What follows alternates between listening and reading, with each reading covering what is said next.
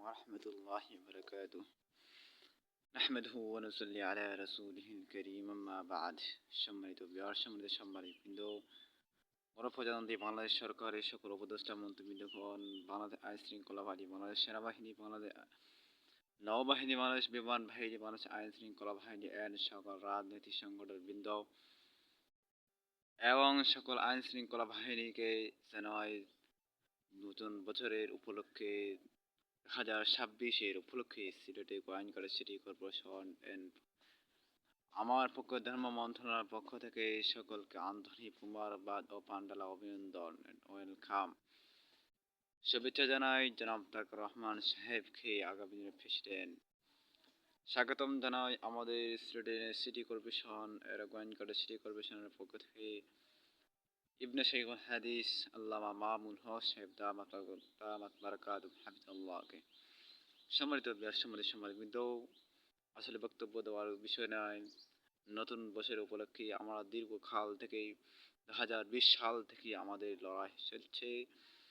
আমাদের প্রথম লক্ষ্য এবং উদ্দেশ্যটাই হলো দীর্ঘদিন থেকে স্বপ্ন থেকে আসছি এবং মহান রব্বে কারীম আমাদেরকে এই স্বপ্নে বাস্তবায়ন করা আল্লাহ রাব্বুল আলামিন আমাদেরকে তৌফিক দান করতা। স্বপ্নটা হলো আমাদের অঞ্চলকে সিটি কর্পোরেশন করা। 2020 সাল থেকে দীর্ঘদিন থেকে আমাদের কাজ চলছে এবং চলেছে বাংলাদেশ আইন শৃঙ্খলা বাহিনী বাংলাদেশ সেনাবাহিনী যত সময়ের মধ্যে আমাদেরকে এই নির্ধারিত কাজ আঞ্জাম দিচ্ছে এবং যাবে ইনশাআল্লাহ। নির্বাচন সময় আছে মাত্র 1 মাস। আজকে 11 আগামী 12ই ফেব্রুয়ারি নির্বাচন অনুষ্ঠিত হবে। এর পাশাপাশি বাংলাদেশ আইন শৃঙ্খলা বাহিনী সেনাবাহিনী বাংলাদেশ নির্বাচন কমিশনের মাধ্যমে নির্বাচনটা অনুষ্ঠিত যাবে। নির্বাচন দেরি করে না হবে, যথাসময়ের মধ্যে আমাদের নির্বাচন অনুষ্ঠিত হবে ইনশাআল্লাহ। নির্বাচন নজরদারি করবেন বাংলাদেশ আইন শৃঙ্খলা বাহিনী বাংলাদেশ সেনাবাহিনী বাংলাদেশ সকল আইন শৃঙ্খলা বাহিনী। এই নির্বাচনের মধ্যে নির্বাচন সুষ্ঠু করার জন্য বিভিন্ন দেশ থেকে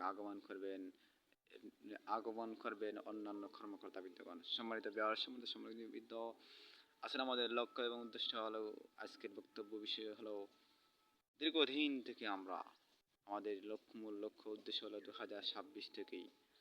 আমি ব্যস্ত থাকার কারণে লাইভে এসে স্বাগতম জানাতে পারি নাই নতুন বছর উপলক্ষে।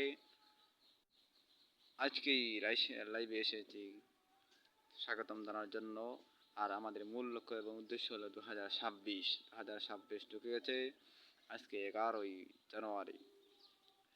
আমরা যথাসময়ের মধ্যেই 2026 মধ্যে আমাদের যাত্রা ইনশাআল্লাহ অব্যাহত রাখবো। আমাদের অঞ্চলকে সিটি কর্পোরেশন করব এবং বাতিলের বিরুদ্ধে ইনশাআল্লাহ লড়াইয়ে প্রস্তুতি থাকবো। প্রথমটা হলো ইসলাম বিরোধী যেখানে হবে সেখানের মধ্যেই বাতিলের বিরুদ্ধে লড়াই থাকবো ইনশাআল্লাহ। ইবনে শাইখুল হাদিস হাফিজাহুল্লাহ উনি যেই হুঙ্কার দেন বাতিলের অনেক তসমত করেন। অন্যান্য রাজনৈতিক দল আছে তারা ওনাকে ফাটল সৃষ্টি করতে চায়। ইনশাআল্লাহ ওনাদের সংগঠন ওনাদের হাতকে শক্ত করার জন্য কী রকমের কাজ করতে হয় সেই রকমই আমরা কাজ করে যাব ইনশাআল্লাহ। আজকে এই বক্তব্য এখানে সমাপ্ত করলাম।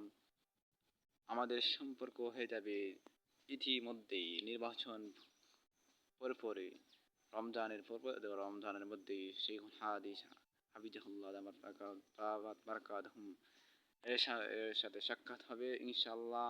তারপর হবে মন্ত্রণালয়, তারপর দেশের রাষ্ট্রপ্রধানের কাছেই এবং অন্যান্য মন্ত্রীদের কাছেই আমাদের মূল লক্ষ্য এবং সিটি কর্পোরেশন করা ইনশাআল্লাহ। আল্লাহ রাব্বুল আলামিন আমাকে এই সিটি কর্পোরেশনের খেদমত করার তৌফিক দান করুন এবং বড় বড় ভূমিকা রাখার তৌফিক দান করুন। আজকের বক্তব্য সমাপ্ত করলাম। বাংলাদেশ জিন্দাবাদ, বাংলাদেশ চিরজীবী হোক। আগামী দিনে পানির সংগঠন সেনাবাহিনীর জিন্দাবাদ জিন্দাবাদ। আগামী দিনে সকল দুর্দান্ত থেকে মুক্ত করে দেশকে এবং সিটি কর্পোরেশনকে উন্নয়ন করার জন্য রব্বে কারীমের দরবারে শুকরিয়া আদায় করি। এই বিষয়ে বক্তব্য সমাপ্ত করি। জনাব বেগম খালেদা জিয়া রহমতুল্লাহ আলাইহির রুহের মাগফিরাত করি। আজকে বক্তব্য সমাপ্ত করলাম। বাংলাদেশ। আসসালামু আলাইকুম রহমতুল্লাহ।